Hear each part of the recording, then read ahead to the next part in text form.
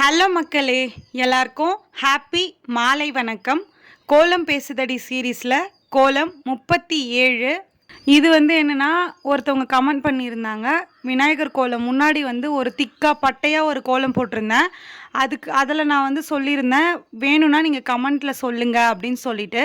நான் மெலிசா போடலன்னு தான் உட்காந்தேன். அதுக்கப்புறம் அந்த ஞாபகம் வந்ததா, அப்படியே திக்காக மாற்றிட்டேன்.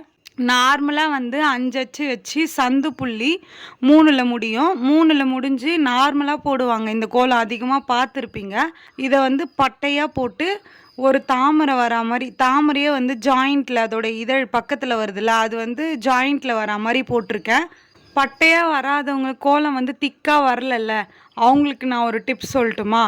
ஃபஸ்ட்டு லைன் ட்ரா பண்ணுவீங்க. எப்போவுமே நான் சொல்கிறது லைன் ட்ரா பண்ணி பாருங்கள் அப்படின்னு சொல்லிட்டு. செகண்ட் என்னென்னா, ஸ்ட்ரெயிட்டாக வருதில்ல, வளைவு இல்லாமல் நேராக வருதில்ல கோலம், அந்த மாதிரி போட்டு பாருங்கள். நேராக உங்களுக்கு எந்த மாதிரி கை வளைஞ்சு போகுமோ அந்த மாதிரி டிசைனில் போட்டு ப்ராக்டிஸ் பண்ணி பாருங்கள், வரும். ஓகே மக்களே, இந்த வீடியோ உங்களுக்கு பிடிச்சிருந்தா மறக்காமல் சுந்தருமா ஜெயந்தி சேனலை சப்ஸ்கிரைப் பண்ணிக்கோங்க. இந்த கோலம் பிடிச்சிருந்தா இந்த வீடியோவுக்கு லைக் பண்ணிக்கோங்க. நெக்ஸ்ட்டு என்ன வீடியோ போடலான்னு சொல்லிட்டு கமெண்ட்டில் சொல்லுங்கள். பாய் பாய்.